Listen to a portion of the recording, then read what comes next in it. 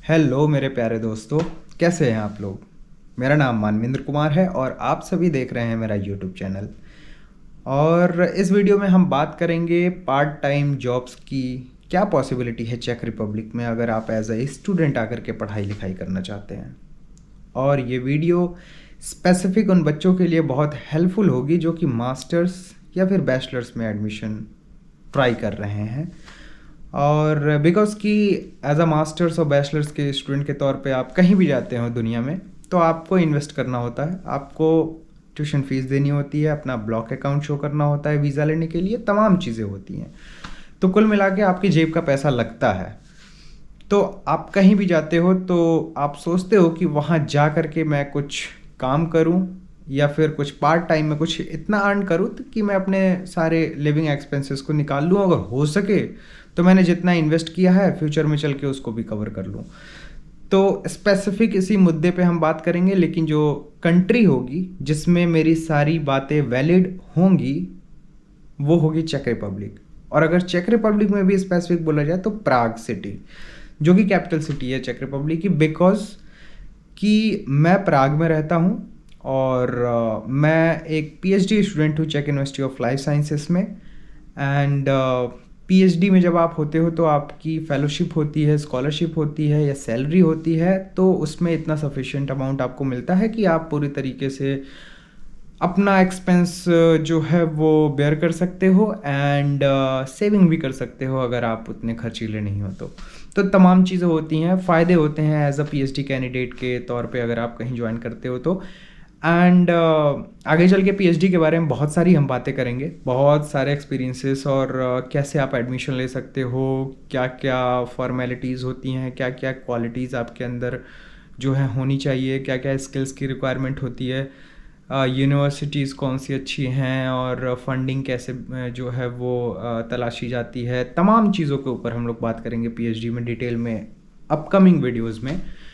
Because कई countries का मुझे एक्सपीरियंस है, जैसे कि मुझे पीएचडी का ऑफ़र जो है वो यूनिवर्सिटी ऑफ मिलान इटली से भी आया हुआ है। इसके अलावा फ्रांस में आया से लिली एंड हंगरी की यूनिवर्सिटी का नाम है यार जो सबसे बड़ी पब्लिक यूनिवर्सिटी है, ELTE करके, उसका फुल फॉर्म नहीं पता मुझे। इतोस या यस इतोस लोरैंड यूनिवर्सिटी करके है, काफ़ी अच्छी रनाउंड यूनिवर्सिटी हो वो हंगरी की। एंड यूनिवर्सिटी ऑफ मिलान भी टॉप 100 में आती है वर्ल्ड वाइड। तो मतलब तमाम जो है वो 3-4 इंस्टीट्यूट और यूनिवर्सिटी से मुझे पीएचडी का ऑफ़र आए हुए हैं एंड एक dual degree programme university of Bern Switzerland के साथ भी मुझे ऑफ़र किया गया। तो मैंने फाइनली जो है वो CULS जो है चेक University of Life Sciences Prague को मैंने चूज़ किया, बिकॉज इसकी रेपुटेशन एंड इसकी जो एकेडमिक रैंकिंग है वो मेरे स्पेसिफिक सब्जेक्ट में वो वर्ल्ड वाइड टॉप 100 में आती है एंड फैकल्टी वगैरह वगैरह बहुत सारी चीज़ें वो अच्छी लगी मुझे। तो ठीक है, तो इसके बारे में हम डिटेल में कभी बात करेंगे। बट पार्ट टाइम जॉब की अगर बात करें तो ये बहुत ही ज़्यादा ज़रूरी होती है अगर आप एज अ बैचलर या मास्टर ज्वाइन करते हो। तो क्या आपको सबसे पहले इस चीज़ में आपको ये डिसाइड करना चाहिए कि जिस कोर्स को आप पार्ट टाइम जॉब की तो बात तब आती है जब आप डिसाइडेड हो अपने मन में एंड ऑफर्ड है यूनिवर्सिटी की तरफ से आपको एंड आपने मन बना लिया है कि आपको उस कंट्री में यानी चेक रिपब्लिक में आपको आना है, तो तब आती है पार्ट टाइम जॉब। बट उसके पहले आपको ये देखना है कि क्या इस कंट्री में जो इंस्टीट्यूट या यूनिवर्सिटीज़ अवेलेबल हैं वो आपके कोर्स में वो स्टैंडर्ड आपको प्रोवाइड करते हैं जो कि आपको आगे चल के आपके जॉब में हेल्प करेंगे, या फिर उस सेक्टर की जॉब क्या इस कंट्री में फ्लरिश हो रही है कि नहीं हो रही है। तमाम चीज़ें, तमाम पैरामीटर्स जो हैं वो होते हैं, depends on like course to course and regarding jobs. तो पहले इस चीज़ को फाइनलाइज करना है। वो आप जो है वो जिस उस चीज़ में मतलब उस कोर्स में या उस एरिया में जिसने जो कुछ कर रखा है उनकी वीडियोज़ है, उनसे बात करके आप उसको पहले वो करना, देन आती है पार्ट टाइम जॉब की बात।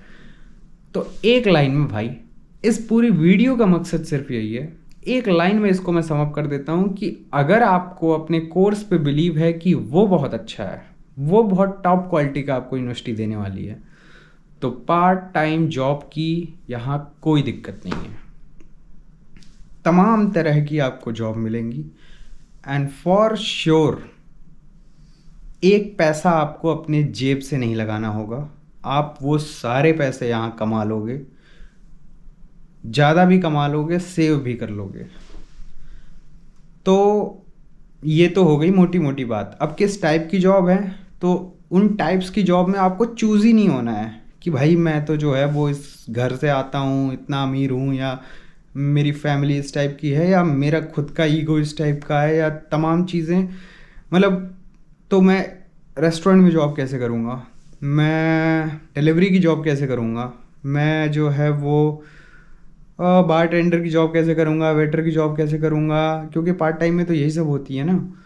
एंड एंड आपको, अब हम इंडिया से आ रहे हैं तो हमें पता भी नहीं है कि यहाँ किस तरह की पार्ट टाइम जॉब हमें मिल सकती हैं, बहुत ही उसकी डाइवर्सिटी बहुत ज़्यादा है। तो कहने का मतलब कि आपको कहीं ना कहीं पार्ट टाइम जॉब ज़रूर मिल जाएगी। फेसबुक ग्रुप्स बहुत इंपॉर्टेंट होते हैं, जिस कंट्री में जा रहे हो उस कंट्री के, उस सिटी के ग्रुप्स को ज्वाइन करो। एंड इसके अलावा वेबसाइट्स भी होती हैं। इसके अलावा जब आप यहाँ पे आओगे तो आपके खुद के कॉन्टैक्ट्स भी बनेंगे। एंड इन सब के थ्रू मिला जुला के बात यही होगी कि आपको जॉब मिल जाएगी।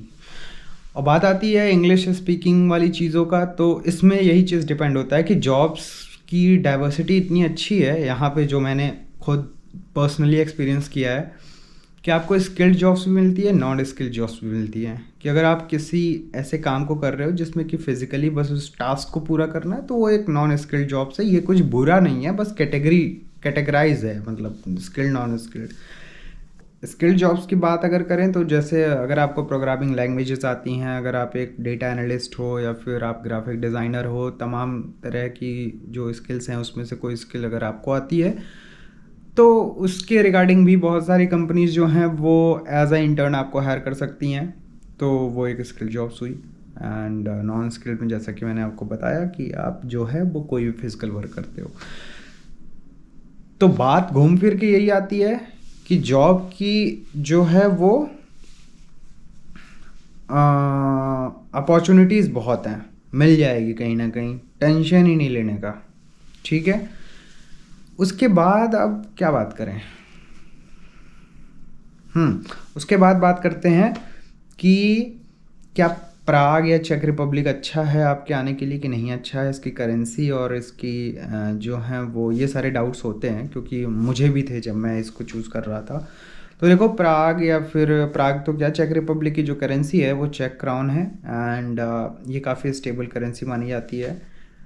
एंड ऐसा जानबूझ करके, जैसे होता है ना कि एक यूरोपियन यूनियन है, ठीक है, उसमें यूरो चलता है, बट यूरोपियन यूनियन में मैंडेटरी नहीं है कि जितनी भी यूनियन में कंट्री हैं वो यूरो को ही एक्सेप्ट करें। तो काफ़ी कंट्रीज़ ने यूरो को एक्सेप्ट कर लिया है, बट कुछ कंट्रीज़ जो हैं वो बहुत ही अटैच्ड होती हैं अपनी हिस्ट्री को लेकर के। तो वो अपने हिस्ट्री के जो उनके वॉरियर्स रहे हैं या जो उनकी हिस्ट्री रही है उसके रिगार्डिंग बहुत सारी चीज़ें उनके करेंसी पे होती हैं, तो वो उनको प्रिजर्व करके रखना चाहती हैं। बिकॉज कि अगर आप यूरो एक्सेप्ट करोगे तो यूरो में एक यूनिफाइंग जो है वो यूनिफाइड एक सिंबल है, एक मतलब उस नोट का, उस करेंसी का जो है एक लुक है वो सेम होगा जहाँ जहाँ भी यूरो चल रहा होगा। बट करेंसी स्पेसिफिक अगर आपकी जैसे इंडियन रुपीज़ है, तो उसमें हम इंडिया के जो हैं वो, जैसे 10 के नोट पे कुछ हमारा मतलब सांची स्तूप या कुछ, मतलब हर एक 10 के नोट पे 20 के, 50 के, 100 के जो हैं वो 1000 के तो बंद हो गए हैं वैसे। तो अब जैसे मुझे 2000 के नोट का याद आ रहा है कि उस पर सैटेलाइट का था, ठीक है, उसमें पिक्चर थी और उसके अंदर अफवाह उड़ी थी कि इसके अंदर चिप भी है, ठीक है। तो मेरे कहने का मतलब यही है कि करेंसीज़ में जो अपनी हिस्ट्री होती हैं उन चीज़ों को बहुत सारी कंट्री प्रिजर्व करके रखना चाहती हैं, तो वो यूरो ने एक्सेप्ट करती हैं, बट वो यूरोपियन यूनियन का हिस्सा है, तो उसमें से चेक रिपब्लिक भी है। एंड आप अगर अर्निंग की बात करो तो अर्निंग जो है वो यहाँ के एक्सपेंस के हिसाब से जो है वो बहुत ही कंपैरेबल है। एंड ऐसा नहीं है कि आप कमाओगे और खर्च बहुत ज़्यादा होगा, उसी रेशियो में आपका खर्च भी होगा। एंड अगर आप कम खर्च करते हो तो आप सेव भी कर सकते हो। वैसे मैं इस बात को बहुत अच्छी तरीके से समझाना चाह रहा था, बट मैं समझा नहीं पा रहा हूँ। लेकिन बाय द वे आपको मैं आशा करता हूँ कि आप जो है वो मेरी बात समझ गए कि मैं कहना क्या चाहता हूँ। कि अगर यूरो जोन की कंट्री नहीं है तो इस चीज़ से घबराना नहीं है, बिकॉज़ बहुत ज़्यादा फ़र्क नहीं है यूरो जोन की कंट्री जहाँ यूरो चलता है और जहाँ पे यूरो नहीं चलता है। बिकॉज़ कि आप यूरो में कमाओगे तो यूरो में खर्च होगा, चेक क्राउन में कमा रहे हो तो चेक क्राउन में खर्च होगा। हाँ, एक चीज़ का फ़र्क है कि जो वेजेस हैं वो वेजेस यहाँ पे कम हैं, बिकॉज़ कि यहाँ पे खर्चे भी कम हैं।